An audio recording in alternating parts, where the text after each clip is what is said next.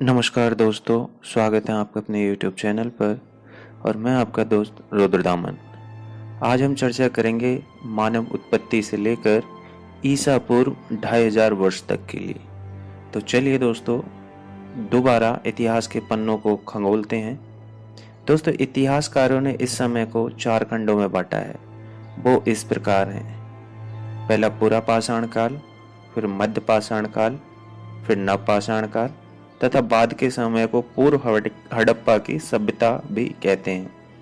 आगे हम चर्चा करेंगे कुछ ऐसे स्थानों की जो पुरातात्विक दृष्टि से महत्वपूर्ण है, जहाँ पर खुदाई से हमें कुछ महत्वपूर्ण साक्ष्य उपलब्ध हुए हैं, और वो हैं मेहरगढ़, अमरी, किलीगुल, मोहम्मद, धोलावीरा और बागेरिया। इन स्थानों की खुदाई करने पर दोस्तों हमें कुछ चीजें मिली हैं, जैसे कच्चे पक्के ईंटों के मकान, मिट्टी के बर्तन, पत्थर और तांबे के औजार, टोकरी और अन्य प्रकार के सामान। अब दोस्तों थोड़ा इन खंडों के साक्ष्यों के ऊपर प्रकाश डालते हैं। पूरा पाषाण काल अर्थात पाषाण युग के पूर्व का काल, यह समय काल होमोसेपियन अर्थात आधुनिक मानव के उदय और उसके आरंभिक विकास का काल था। इस समय अवधि में मानव इतिहास के विकास शुरू हो गया था।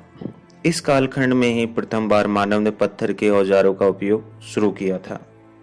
भारत में जहां पूरा पाषाण काल के अवशेष मिले हैं, उनकी भी चर्चा करना आवश्यक है, और वो स्थान है तमिलनाडु का कुरनूल, कर्नाटक का होशंगी, उड़ीसा का कुलियाना, राजस्थान का डिडवाना, मध्य प्रदेश का भीमबेटका और छत्तीसगढ़ का रायगढ़।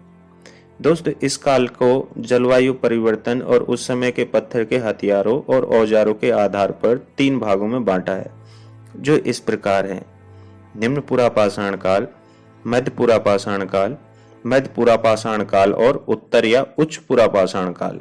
अब दोस्तों इनके बारे में और जानते हैं।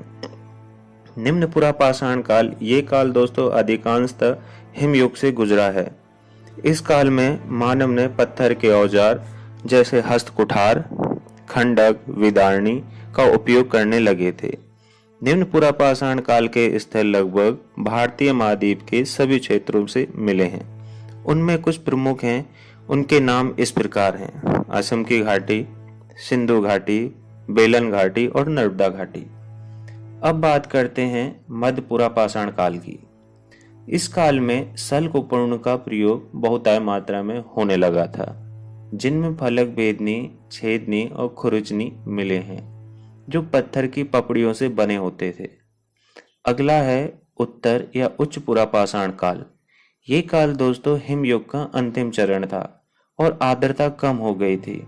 मानव ने तेज और चमकीले औजारों का प्रयोग शुरू कर दिया था। तो ये औजार हमें महाराष्ट्र, कर्नाटक, आंध्र प्रदेश, मध्य प्रदेश, दक्षिण उत्तर प्रदेश और बिहार के पठारों से प्राप्त हुए। दोस्तों, मध्य पुरा पाषाण काल की अवधि विद्वान लोगों ने 40,000 वर्ष से लेकर 40,000 वर्ष ईसा पूर्व से लेकर 10,000 ईसा पूर्व तक मानते हैं। इन सब के बाद नव पाषाण काल आता है, जो मानव प्रौद्योगिकी के विकास की शुरुआत थी। इस काल अवधि की शुरुआत 8 से 10,000 ईसा पूर्व मानी जाती है, जो पाषाण युग का अंतिम हिस्सा माना जाता है। अब दोस्तों आते हैं आधुनिक वैदिक अनुयायियों पर। हमने मानव विकास की तथ्यपरक जानकारी दी। अब बताएं कि मानव की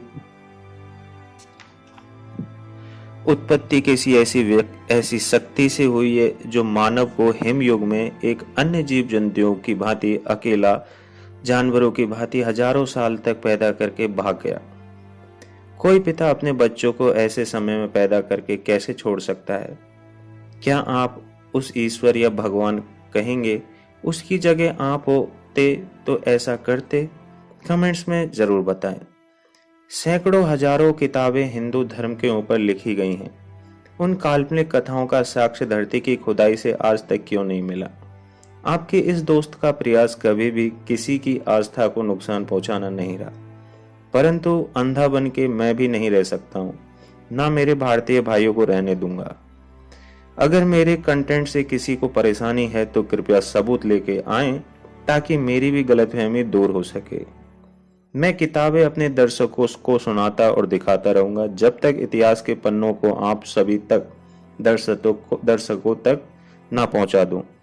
आप अपना सपोर्ट देते रहें, यही उम्मीद करता हूं। मिलता हूं एक और इतिहास के साथ, तब तक के लिए धन्यवाद।